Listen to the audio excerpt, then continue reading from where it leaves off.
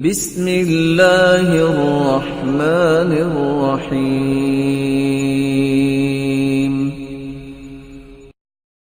علمت نفس ما قدمت وأخرت۔ امام شافعی رحمۃ اللہ علیہ یہ استاد ہیں اور امام احمد بن حنبل رحمۃ اللہ علیہ شاگرد ہیں۔ اللہ شاگرد بھی ہمیں ایسا بنائے اور استاد بھی ایسا بنائے۔ امام احمد بن حنبل بیمار ہو گئے تو استاد امام شافعی یہ سن کے کہ میرا شاگرد بیمار ہو گیا وہ بھی بیمار ہو گئے۔ کسی نے پوچھا یہ کیا؟ کہتے ہیں میں دیکھتا ہوں کہ اللہ نے جو اس کو صلاحیت دی ہے جو کام میں نہیں کر سکتا شاید اللہ اس سے لے لے۔ آج ہم تو کہتے ہیں نا نہیں میرا شاگرد مجھ سے اوپر جائے یہ نہیں ہو سکتا۔ اور عبداللہ بن عباس کیا کہا کرتے تھے؟ کسی نے پوچھا 18 سال کے بچے ہو 65 سال کے لوگ تمہارا فتویٰ مانتے ہیں، راز کیا ہے؟ کہا پہلا راز اللہ کی رحمت، دوسرا راز اللہ کے رسول کی دعا، اور تیسرا راز جب میں پڑھانے بیٹھتا ہوں نا تو میں کہتا ہوں یا اللہ مجھ سے سیکھنے والوں کو مجھ سے بھی بڑا عالم بنا۔ کتنا پیارا دل ہے۔ ہم کہتے ہیں بڑا ضرور بنے لیکن نہیں مجھ سے نہیں بڑا بننا چاہیے۔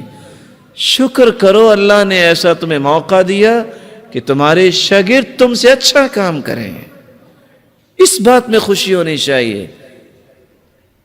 خیر امام شافعی رحمۃ اللہ علیہ کو دعوت دی امام احمد بن حنبل نے، وہ گھر آئے۔ انہوں نے کہا بیٹا اپنی بیٹیوں سے کہا کہ میرے استاد وہ آ رہے ہیں جس کے اندر 2 کوالٹیاں ہیں، ایک تہجد گزار ہے، ایک نہ کھانا بہت تھوڑا کھاتے ہیں۔ آج ہم کوالٹی کیا بیان کرتے ہیں؟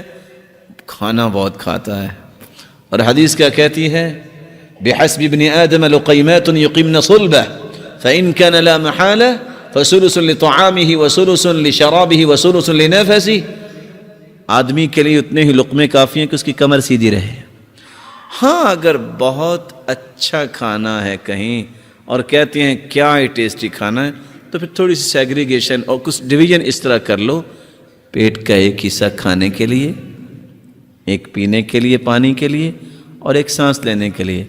بادشاہ نہ بنو۔ کچھ لوگ بادشاہ ہوتے ہیں نا، کہتے ہیں تینوں ہی سے کھانے سے تو بھرو نا، پانی دائیں بائیں آ ہی جائے گا، اور سانس کی کون سی بات ہے آئے نہ آئے۔ البطر تذہب الفطن، زیادہ کھانا انسان کو کند ذہن کرتا ہے، یہ صلاحیت نہیں ہے۔ اگر اللہ نے کھانے کے لیے پیدا کیا ہوتا تو کم از کم ایک گائے اور بھینس جتنا تو پیٹ لگایا ہوتا نا، لیکن نہیں لگایا۔ تو جو اس کا لگایا نہیں ہے وہ اتنا بنانا چاہے تو عیب ہوگا نا۔ خیر وہ آ گئے، کھانا آج بھی عربوں کا مزاج ہے، اس وقت بھی تھا، پیش کر دیا سارے کا سارا کھانا۔ آج تو کوئی مہمان آ جائے نا، میزبان کو پتہ چل جائے ویسے اچانک سے تو وہ چہرہ موڑ لیتا ہے، بعد میں کیا السلام اچھا آپ کب آئے؟ تو پہلے کیوں دوسری طرف دیکھ رہے تھے کہ کھانا نہ کھلانا پڑے؟ سعادت سمجھتے تھے لوگ۔ کھانا کچھ معمول سے زیادہ کھا لیا۔ بیٹیوں نے کہا یہ کیا؟ صبح دیکھا تو ابریق جس میں پانی تھا وضو کے لیے وہ بھی اسی طرح استعمال ہی نہیں ہوا۔ کہتے آپ تو کہتے تھے تہجد گزار ہیں یہ۔ آپ کو پتہ ہے کہ باپ اور استاد سمجھتا ہے کہ اس وقت پریشانی کیا ہے، وہ دیکھ لیتے ہیں کہ بیٹا اس وقت کس چیز میں مشغول ہے۔ کہا تھوڑے سے پریشان نظر آ رہے ہیں، کیا مسئلہ ہے؟ کہا پریشانی تو یہ ہے، میں سوال کرنا چاہتا ہوں۔ جی بولیے۔ یہ مسئلہ ہے۔ کہا یہ بتاؤ کہ کھانا کس نے پکایا تھا؟ کہا میری بیٹی نے پکایا تھا۔ وہ حافظ قرآن تو نہیں؟ کہا جی اس کا تو طریقہ یہ ہے کہ وہ کھانا پکانے کے لیے چمچ لگاتی ہے، جب کھانا رکھ دیتی ہے پکنے کے لیے اور قرآن کی تلاوت شروع کر دیتی ہے، ادھر کھانا پک جاتا ہے، ادھر 5 پارے منزل مکمل ہو جاتی ہے۔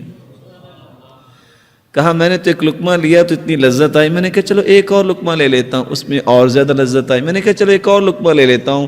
اسی طرح کرتے کرتے اتنا کھانا کھا لیا، پھر رات کے وضو سے عشاء کے وضو سے تہجد پڑھی اور صبح کی نماز پڑھی۔ یا ابا عمیر ما فعل النغیر، اس حدیث کو سامنے رکھا اور 90 مسائل کا استنباط کیا میں نے۔ یا ایھا الانسان ما بربك الكريم